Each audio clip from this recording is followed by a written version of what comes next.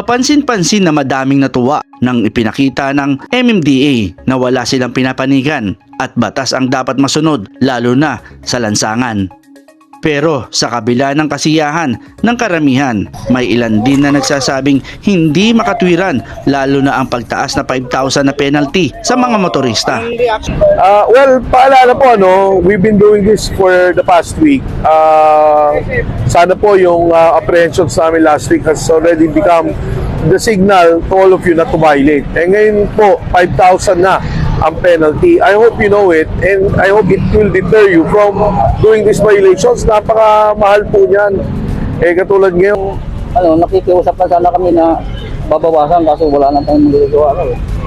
Ay mga kasama sa mga minimum wage earner at talagang napakabigat ng penalty. Ika nga, isang pagkakamali ay kabuhayan na nila ang kapalit. Offense nila, sa 5,000 ang lumiwas. Actually, mabigat yun, sir. Kasi kung sa normal na kumikita na minimum wage earner, mabigat po yun. Kasi sana man lang ginawa muna nila ng kahit siguro at least 1,000 or 1,500.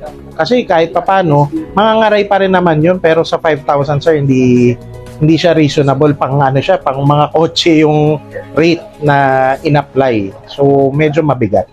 Sabi pa ng ilan, di nila alam kung sino ang dapat pakinggan, lalo na kung magkakaiba ng sinasabi ang mga taong nasa power at nasa katungkulan na sila mismo ay magkakaiba ng sinasabi na dapat gawin. sadly, meron pa rin kaming kasama na nahuli, dalawa. Mga other government agencies, meron din tayo nahuli. Lahat nag-aapura ang rason, may flag ceremony. And we understand, pero hindi po rason yon.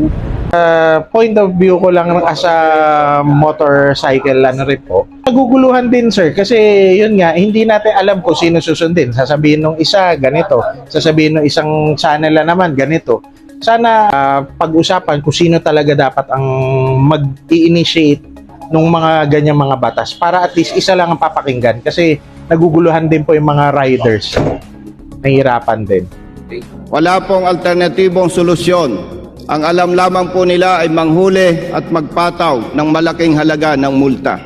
Ako, si Buboy Patriarca, nagbabalita para sa Road News.